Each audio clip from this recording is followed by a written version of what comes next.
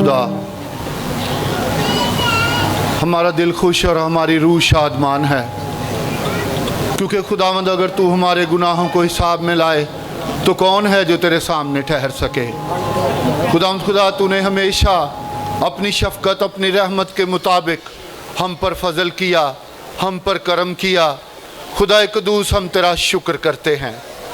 खुदावंद खुदा, हम तेरे शुक्रगुजार हैं कि तूने आज मुनासिब जाना कि मुख्तलिफ घरानों ख़ानदानों से खुदावंद खुदा हमें इकट्ठा करके अपने घर में ले आया और खुदावंद खुदा अपनी तमाम तर बरक़ात से मुज़य्यन करके हमें अपने हजूर में रखा।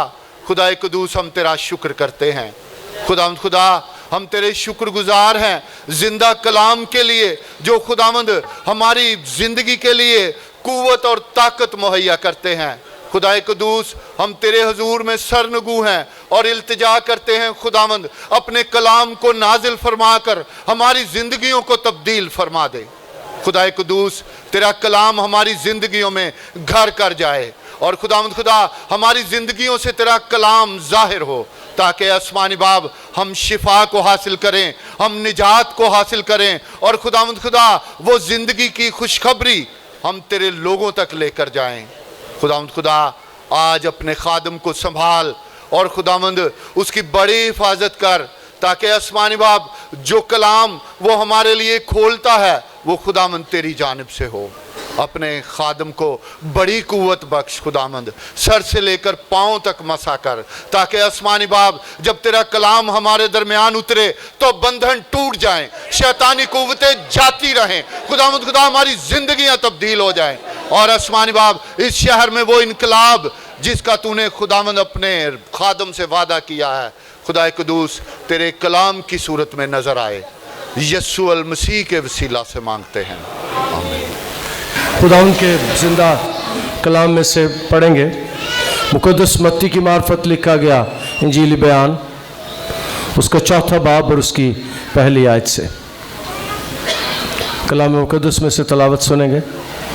मुक़द्दस मत्ती की मार्फत लिखा गया इंजीली बयान, 4था बाब और पहली आयत से।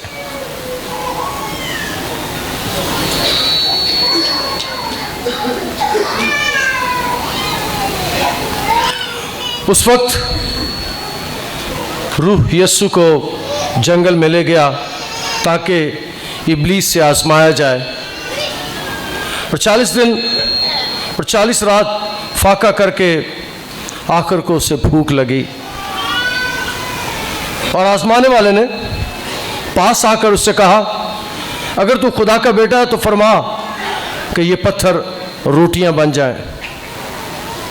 उसने जवाब में कहा, लिखा है कि आदमी सिर्फ रोटी से जीता ना रहेगा बल्कि हर बात से जो खुदा के मुंह से निकलती है।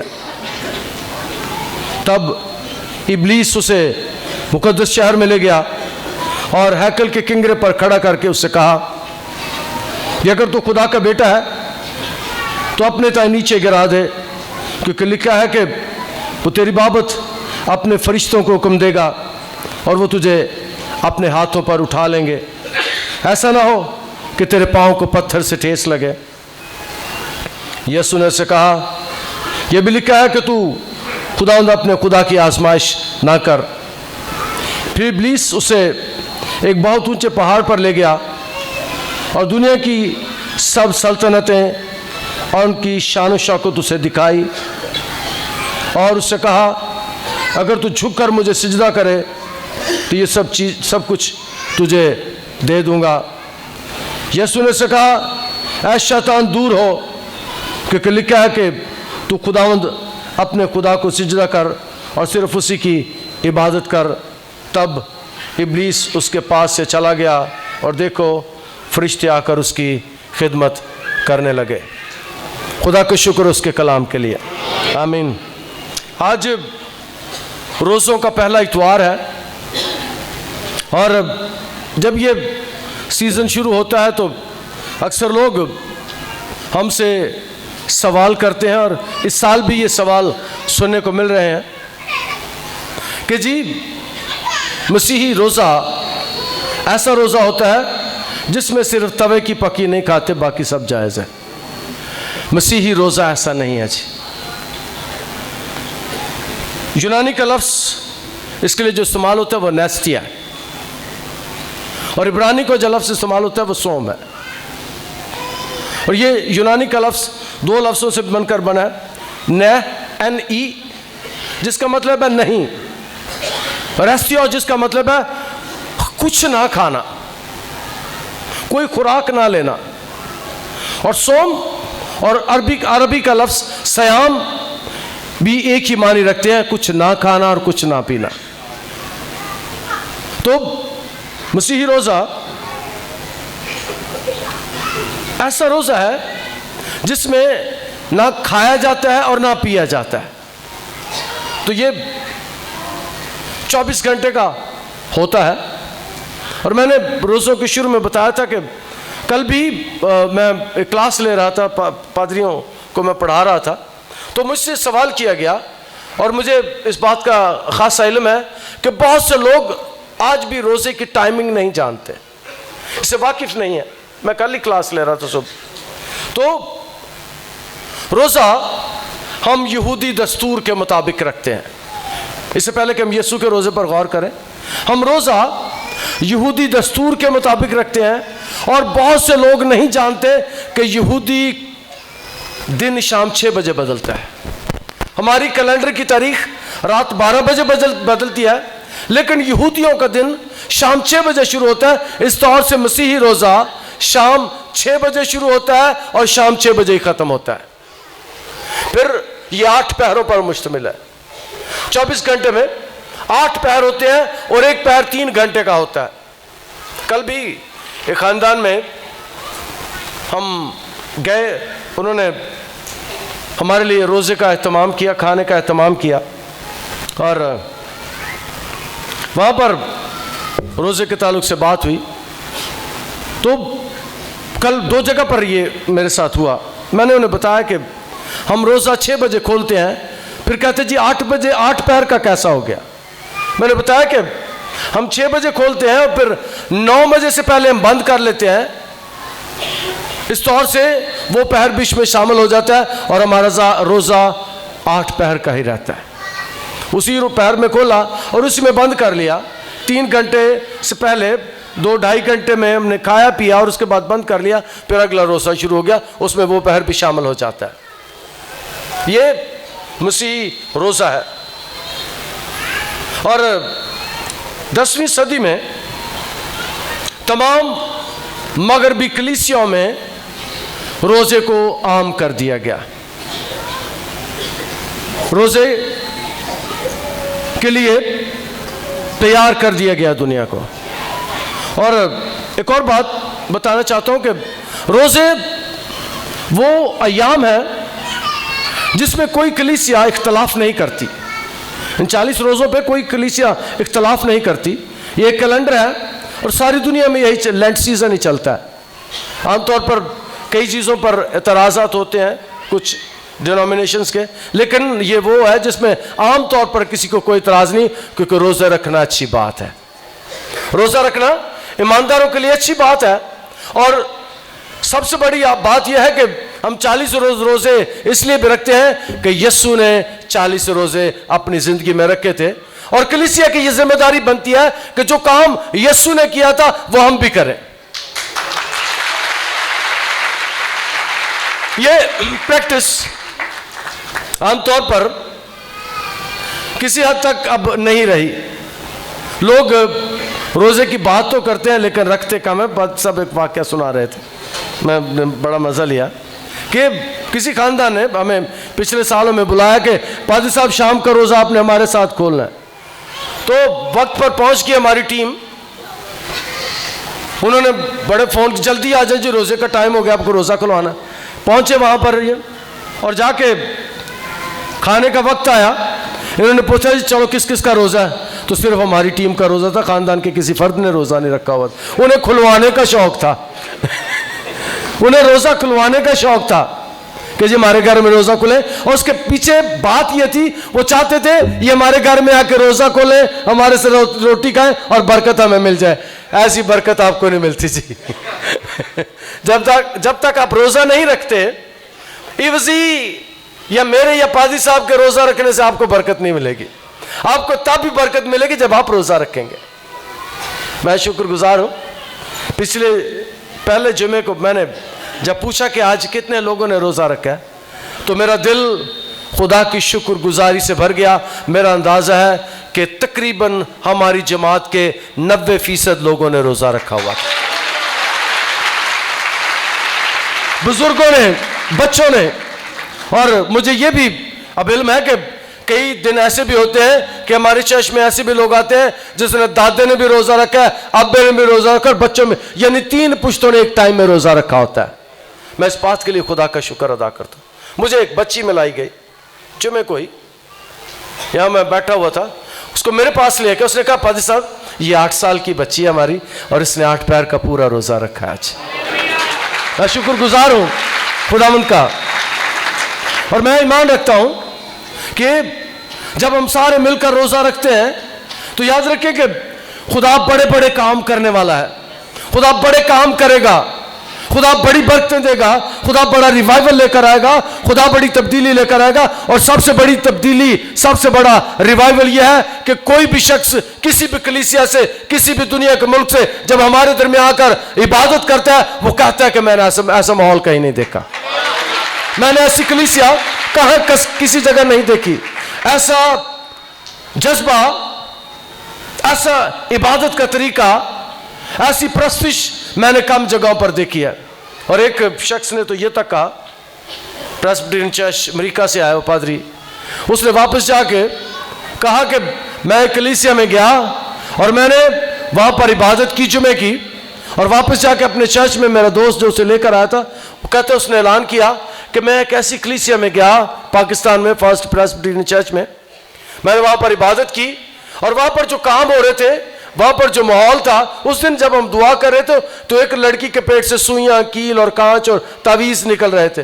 वो डर के पीछे बैठा हुआ था पादरी अमेरिकन, जाके कहता मैं ऐसी कलीसिया में गया, मुझे लगता था जैसे मैं यीशु के दौर की कलीसिया में आ गया। ऐसे मौजज़ात हो रहे थे, ऐसे काम हो रहे थे।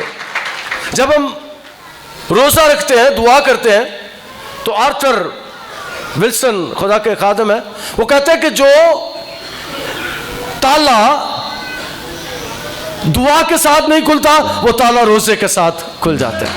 रोजे में ऐसी ताकत है, रोजे में ऐसी कुव्वत है कि जो काम दुआ से नहीं होता वो रोजे के वसीले से हो जाता है। रोजा ऐसा अमल है जिससे हमारी दुआओं के वसीले से, रोजे के वसीले से खुदा के ज़हन को बदला जा सकता है, खुदा के इरादे तब्दील हो जाते हैं रोजे की वजह से। मैं मिसाल देना चाहता हूं, खुदा ने नैनवा के बारे में यूना नबी से कहा था, जाके मुनादी कर, क्या कि 40 दिन के बाद नैनवा बर्बाद किया जाएगा। जब नैनवा के लोगों ने रोजा रखा, गिरहजारी की, दुआ की, खुदा के आगे झुक गए, तो खुदा ने कहा कि मैं अब नैनवा को बर्बाद नहीं करूंगा, तबाह नहीं करूंगा। नैनवा के जरिए से, नैनवा के रोजे के वसीले से खुदा ने अपने इरादे को तब्दील कर लिया, खुदा ने अपने जहन को तब्दील कर लिया। पहले खुदा ने कहा मैं बर्बाद करूंगा, फिर खुदा ने इरादा बदल दिया, खुदा ने नैनवा को बर्बाद नहीं किया।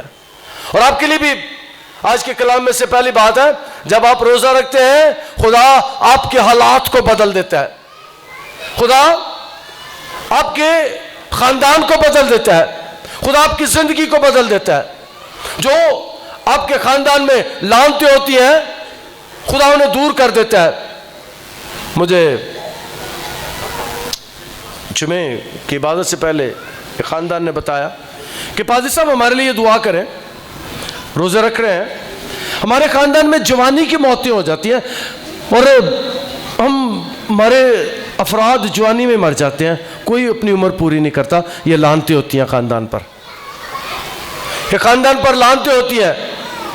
खुदा उनके कलाम में लिखा है कि मैं तुझे उम्र की दराजी से आसूदा करूंगा, और जो जवानी में मर जाते हैं वो रोजा रख कर दुआ करे, खुदा उनकी उम्र को बढ़ा देगा, खुदा उनके खानदान में से लानते उसे कैंसिल कर देता, बिल्कुल उसी तरह जिस तरह खुदा ने नैनवा के लोगों के लिए इरादा बदल दिया था। आपके खानदान में जवानी की मौतें नहीं होंगी, आप अपनी उम्र को पूरा करेंगे। और दूसरी बात, अब हम यीशु के रोजे की तरफ गौर करते हैं कि यीशु ने रोजा रखा। यीशु कलाम मुकद्दस में लिखा है, जब तीसरा बाब ख़त्म होता है, यीशु मसीह की ज़िंदगी में जब रूह कुद्स आया और यीशु बपतिस्मा लेकर फिल्फ और पानी के पास से ऊपर आ गया, और देखो उसके लिए आसमान खुल गया और उसने खुदा के रूह को कबूतर की मानद उतरते और अपने ऊपर आते देखा, और देखो आसमान से ये आवाज़ है, ये मेरा प्यारा बेटा जिससे मैं खुश हूँ। और फिर लिखा है, उस वक्त रूह उसे जंगल में ले गया ताकि इब्लीस से आजमाया जाए, रोज़ा रखे। अगर आपकी ज़िंदगी में खुदा का रूह काम करता है, अगर आपकी ज़िंदगी में खुदा का रूह है, तो आपको रोज़े की कायलियत भी देता है। यीशु की ज़िंदगी में जब रूह कुद्स आता है तो बियाबान में जाता है रोज़ा रखने के लिए। अगर आप ईमानदार हैं तो याद रखें, आप रोज़ा रख सकते हैं। खुदा का रूह आपको हदायत और कायलियत देता है। और मैं अक्सर कहा करता हूँ, अब लोग हंसते हैं जब मैं कहता हूँ, पिछले हफ्ते मैंने चंद लोगों से पूछा, मैंने कहा मजाक चल रहा था, मैंने कहा आपने रोज़ा रखा है पहली दफ़ा, आप मरे तो नहीं? कह रहे नहीं जी नहीं मरे, आप ठीक ही हैं। रोज़ा रख के देखे, गारंटी है कि कोई नहीं मरेगा। रोज़ा रख के देखे, गारंटी है कि कोई नहीं मरेगा, रोज़े से कोई नहीं मरेगा। पिछले इतवार की इबादत में मैंने कहा था, ज़्यादा खाने से लोग मर जाते हैं, कम खाने से नहीं मरते। ज़्यादा खाने से मौत हो जाती है, हार्ट अटैक हो जाते हैं, लेकिन कम खाने से कभी किसी को हार्ट अटैक नहीं हुआ। और नबी पैगंबरों का ये शेवा रहा है कि वो रोज़ा रखते हैं, वो रोज़ा रखने वाले लोग हैं। खुदा के कलाम में लिखा है कि खुदा रूह कुद्स खुदावंद यीशु मसीह को बियाबान में ले गया ताकि इब्लीस से आजमाया जाए। और ये जगह कदीम यरूशलेम शहर के बाहर एक गार में ये वाक़या मुकद्दस मरकस पहले बाब की 13वीं आयत में जगह को बयान करते हैं, लेकिन मकाम नहीं लिखा। लेकिन उन्होंने ख्याल करते हैं कि जिस जगह पर यीशु ने रोज़ा रखा, ये आजकल इस जगह को तल उल सुल्तान कहते हैं। जिस जगह पर यीशु गया, जिस कार में जाकर यीशु ने रोज़ा रखा। और उलमा ये ख्याल करते हैं कि उस जगह पर जिस जगह खुदावंद यीशु मसीह गए, वो इब्लीस का गढ़ था, वो इब्लीस का स्ट्रॉन्ग होल्ड था, वहां पर इब्लीस रहता था। और खुदावंद यीशु मसीह इब्लीस के घर में जाके इब्लीस का मुकाबला करते हैं, इब्लीस के घर में जाके इब्लीस को शिकस्त देते हैं। और आज के कलाम में से अगली बात सिखाना चाहता हूं कि अगर आप इब्लीस का मुकाबला करना चाहते हैं, अगर आप शैतानी कुव्वतों का मुकाबला करना चाहते हैं, तो फिर आपको रोज़ा रखने की ज़रूरत है। जिन घरों में शैतानी कुव्वतें हैं, जिन जिंदगियों में इब्लीसी कुव्वतें हैं, उन्हें रोज़ा रखना चाहिए, वो खुद ही उस घर से चली जाएंगी। हमने ये यीशु से सीखा है। पिछले हफ्ते ये खातून यहाँ मेरे सामने बैठी हुई थी, उसने कहा था कि कई दिनों से मैं नहीं सोई, शैतानी कुव्वतें मुझे तंग करती थी, लेकिन जैसे ही रोज़े शुरू हुए, मैंने पहला रोज़ा रखा और रात बड़े दिनों के बाद मैं सुकून की नींद सो गई। जो लोग रोज़ा रखते हैं और जो लोग रोज़ा रखकर दुआ करते हैं, फिर इब्लीस उनके पास नहीं आता। खुदावंद यीशु मसीह ने रोज़ा रखा, खुदावंद यीशु मसीह ने दुआ की, खुदावंद यीशु मसीह बियाबान में गया और कलाम में लिखे कि इब्लीस उसके पास से चला गया। अगर बदरूहें नहीं जाती, शैतानी कुव्वतें नहीं जाती, तो मेहरबानी से रोज़ा रख के दुआ करना शुरू कर दें, वो चली जाएंगे, वो छोड़ देंगी। खुदावंद के कलाम में इस बात को बयान किया गया ताकि इब्लीस से आजमाया जाए। और 40 दिन और 40 रात फाका करके आखिर को उसे भूख लगी, और आजमाने वाले ने पास आकर उसे कहा, अगर तो खुदा का बेटा तो फरमा ये पत्थर रोटियां बन जाए। आज के कलाम में से अगली बात आपको बताना चाहता हूं कि इब्लीस हमारे पीछे लगा रहता है और हमारी कमजोरियों को देखता है कि ये शख्स की कमजोरी क्या है, उसी कमजोरी को पकड़कर वो हमें इस्तेमाल करता है। और दूसरी बात यह है कि इब्लीस का टारगेट आमतौर पर खुदा के लोग होते हैं, मुकद्दसीन होते हैं, यीशु के लोग होते हैं, दुआ करने वाले लोग होते हैं, गिरजे जाने वाले लोग होते हैं। और जो न गिरजे आते हैं न दुआ करते हैं, वो तो पहले इब्लीस के बेटे और बेटियां, इब्लीस के चेले हैं वो तो। वो तो इब्लीस के बच्चे हैं, उनके साथ तो इब्लीस को कोई परेशानी नहीं है। अगर परेशानी है तो मेरे भाई आपके साथ है, मेरी बहन आपके साथ है, क्योंकि आप गिरजे आके दुआ करते हैं और इब्लीस नहीं चाहता कि हम दुआ करें। और इससे एक कदम आगे, फिर इब्लीस नहीं चाहता कि हम रोजा भी रखें। वो आजमाता है, और कलाम मुकद्दस में 2 ऐसी आजमाइशें मैंने पढ़ी हैं जो पेट के ताल्लुक से हैं, रोजे के ताल्लुक से, पेट के ताल्लुक से। पहली आजमाइश है कि जब इब्लीस अपना पहला शिकार करता है तो वो भी बाग एदन में है। वो कहता है ये फल अच्छा है, खूबसूरत है, खुशनुमा है, देखने में अच्छा है, इसे खा लो। और उन्होंने वो फल, और शरीयत अब इतनी थी आदम और हवा के लिए कि तुमने उस दरख्त का फल नहीं खाना, बाकी जो मर्जी खाओ। सिर्फ यही शरीयत थी, यही एक काम था, यही एक हुक्म था जो खुदा ने दिया था कि तुमने नहीं करना। इब्लीस ने उन्हें फल दिखाकर, लालच में लाकर गुनाह में गिरा दिया। वो काबू आ गए, पकड़े गए। और ऐसे लोगों के बारे में कलाम मुकद्दस में लिखा है कि उनका खुदा उनका पेट है। पेट बहुत बड़ी आजमाइश होती है। खाना पीना, रोटी बहुत बड़ी आजमाइश है। और जब यीशु 40 दिन के रोजे में है, फाके में है, इब्लीस आके वही चाल चलता है जो चाल उसने बाग एदन में चली थी। वहां पर भी कहता है खा लो, उन्होंने खा लिया। यीशु के पास आकर कहता है कि आजमाने वाले ने पास आकर उससे कहा अगर तू खुदा का बेटा तो फरमा ये पत्थर रोटियां बन जाए। यहां 2 बातें इब्लीस कर रहा है, 2 झूठ बोल रहा है। इब्लीस के बारे में यीशु ने आगे चल के कहा था ये झूठा नहीं बल्कि झूठों का बाप है, इसमें से झूठ निकलता है। आके यीशु से कहता है अगर तू खुदा का बेटा है। और मेरे साथ मुकद्दस मत्ती के मार्फत लिखे गए इंजीली बयान उसके 3 बाब की आखिरी हिस्से को पढ़े, 17वें आयत में लिखा है और देखो आसमान से ये आवाज आई कि ये मेरा प्यारा बेटा है जिससे मैं खुश हूं। और आके इब्लीस क्या कहता है अगर तू खुदा का बेटा है। शक डालता है इब्लीस, शक डालता है। इब्लीस ने यीशु की जिंदगी में शक डालने की कोशिश की, इब्लीस आपकी जिंदगी में शक डालता है। आप कई दफा शक में पड़ जाते हैं, पता नहीं मैनू आराम आना कि नहीं, पता नहीं मैनू निजात मिली है कि नहीं, पता नहीं मैं शिफा पाऊंगी कि नहीं, पता नहीं बदरू मुझे छोड़ेंगे। आते ही मुझे कहते हैं पादी साहब बड़ी जगह पे गए पर ये नहीं जाता। मैं कहता हूँ जाओ फिर, आपका तो ईमान ही नहीं है। कलाम में लिखा है कि ईमान लाने वालों के दरमियान मौजज़ात होंगे। जब आप खुदा के घर में आते हैं ईमान रखें, इब्लीस मेरे और आपके सामने नहीं ठहर सकता, उसकी कोई मजाल नहीं है, कोई हस्ती नहीं है। अगर आपका ईमान मजबूत है, अगर आपके दिल में खौफ नहीं है, अगर आपके दिल में डर नहीं है, तो याद रखें खुदावंद ऐसे ही लोगों की मदद करता है। मेहरबानी से जब हमारे पास आए तो कभी ऐसी बात ना किया करें पादी साहब ये नहीं जानता, पादी साहब ये नहीं जानती, पादी साहब ये नहीं बीमारी जानी। पहले हमें दुआ से पहले लोग सनेहा दे देते हैं, दुआ से पहले हमें सुना देते हैं बड़ी जगह तो भज दौड़ की है। लेकिन याद रखें आपने सिर्फ भज दौड़ की, आप खुदावंद के पास नहीं आए। जिस दिन ईमान के साथ आप खुदावंद के पास आ जाए फिर आपको भाग दौड़ करने की जरूरत नहीं है। फिर भाग दौड़ मेरा खुदा करता है, फिर वो संभाल लेता है, फिर वो हमें संभाल लेता है, फिर वो हमारी मदद करता है।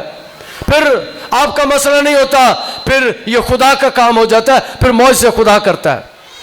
यहां भी ऐसा है कि इब्लीस शक में डाल रहा है अगर तू खुदा का बेटा है। और थोड़ी देर पहले आसमान से, थोड़े दिन पहले आसमान से आवाज आई थी और मेरा ईमान है इब्लीस सुन रहा होगा और ये आवाज उसने सुनी होगी कि ये मेरा प्यारा बेटा है जिससे मैं खुश हूं, इसकी सुनो। और वो क्या कह रहा है अगर तू खुदा का बेटा है। और वो आपको भी कहता है, वो आपको भी कहता है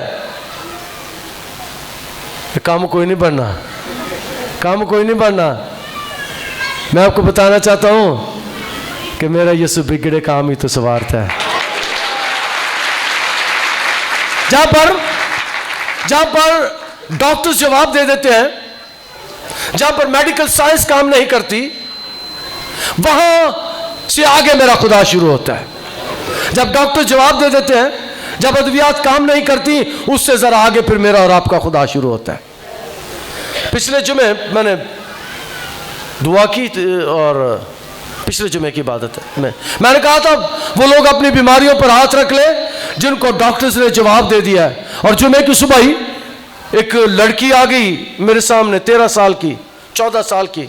उसकी माँ एक मिठाई का डब्बा हाथ में पकड़े हुए उसे लेकर स्टेज पर आ गई। मैंने कहा क्या हुआ है? उसने कहा पादी साहब, ये बच्ची जब 3 साल की थी ये गिरी, इसका बाजू टूट गया, इसका बाजू सूख गया, इसके बाजू ने काम करना छोड़ दिया। और जब आपने कहा ना कि ऐसे लोग अपनी बीमारियों पर हाथ रख रहे जिन्हें डॉक्टर्स ने जवाब दे दिया, तो मेरी बेटी ने अपने बाजू को पकड़ लिया और पादी साहब इसका बाजू हरा होना शुरू हो गया।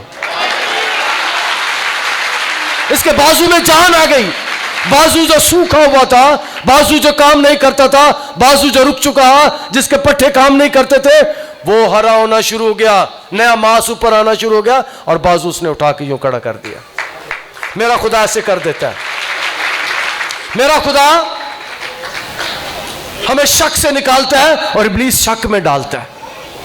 इब्लीस शक में डालता है, कहता है अगर तू खुदा का बेटा है। और आपको भी बताना चाहता हूं मेरी बेटी, मेरे भाई, मेरी बहन, आप सारे खुदा के बेटे हैं और आप खुदा की बेटी हैं। शक मत करें, परेशान मत हुआ करें। आप खुदा के बेटे और बेटियां हैं। हम दुनिया की वाहद कौम है, हम दुनिया के वाहद लोग हैं जो खुदा को बाप कहकर पुकारते हैं, बाकी सारे खुदा कहते हैं। हमारी खुदा के साथ रिश्तेदारी है, बाकी लोगों का खुदा के साथ ताल्लुक होगा। हम खुदा के बेटे और बेटियां हैं।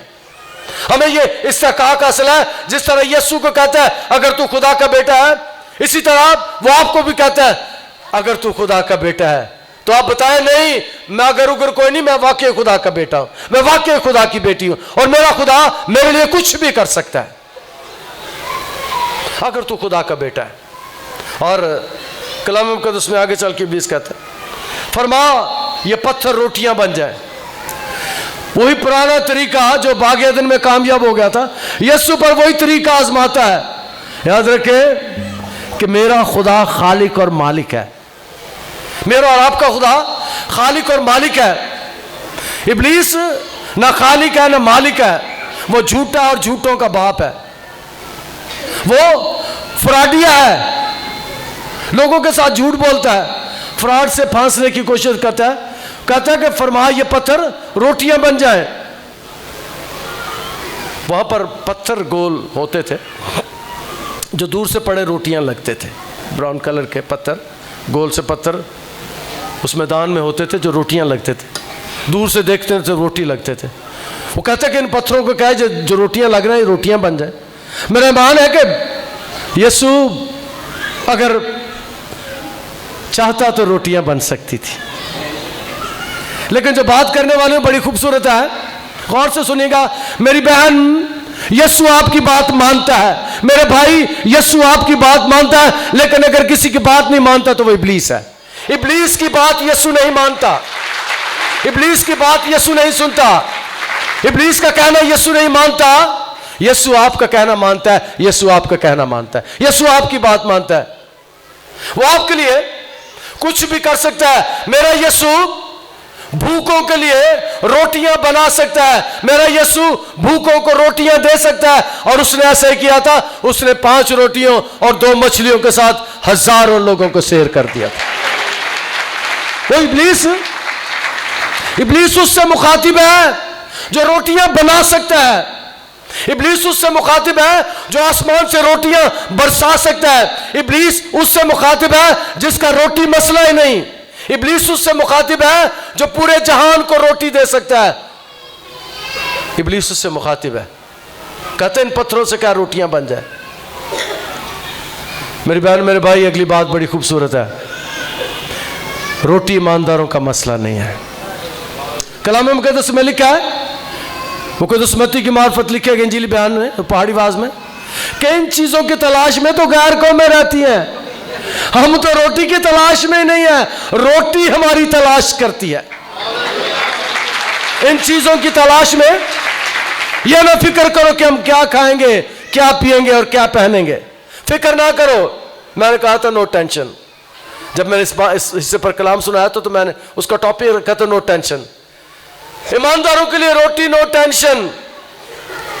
ईमानदारों को रोटी दे सकता है। वह इब्लीस उससे मुखातिब है जो खुद रोटियां देने वाला है। खुरूज की किताब में खुद ने बनी इस्राएल को कहा था कि मैं आसमान से रोटियां बरसाऊंगा। वो जो 2 मछलियों से 10,000 लोगों को खिला सकता है, वो जो 5 रोटियों से 10-12 हजार लोगों को शेयर कर सकता है, उसके साथ इब्लीस मुखातिब है। इन पत्थरों से क्या रोटियां बन जा। आपका रोटी मसला नहीं है जी, ईमानदारों का रोटी मसला नहीं है, यीशु का रोटी मसला नहीं है। वो अपने महबूब को वो अपने महबूब को तो नींद ही में दे देते हैं। वो रोटी देने वाला खुदा है।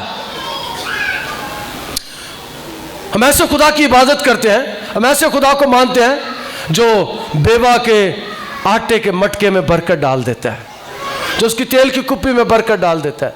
हम ऐसे खुदा को मानते हैं। इब्लीस ऐसे खुदा से मुखातिब है जो रोटी एलिया को कौवे के हाथ भेज सकता है। जो इब्लीस उसके साथ मुखातिब है जो 40 दिनों से भूखा है और उसे फिक्र ही नहीं है, उसे फिक्र ही रोटी की नहीं है। 40 दिन का भूखा, उसे रोटी की फिक्र नहीं है। और आज के कलाम में से सिखाना चाहता हूं कि मेहरबानी से रोटी की फिक्र ना किया करें, रोटी के बारे में परेशान ना हुआ करें। अगर आप खुदा के हैं, शर्त यह है कि अगर आप खुदा के हैं, अगर आप खुदा के बेटे और बेटियां हैं, फिर रोटी आपका मसला नहीं है। बाइबल का खुदा रोटियां देना जानता है और वो रोटी देता है। और यीशु से जवाब देते हैं, कहते हैं इन पत्थरों से क्या रोटियां बन जाए। उस जवाब में कहा लिखा है कि आदमी सिर्फ रोटी से जीता ना रहेगा बल्कि हर बात से जो खुदा के मुंह से निकलती है। हमने जब मंगल बुध जुमेरात जुमा 3 दिन रोज़े में थे, तो हमने इन 3 दिनों में पहली रात को हमने मुक़द्दस मत्ती की मार्फत लिखे इंजीली बयान का मुताला किया, उसे पढ़ा पहले बाब से 28वें बाब तक।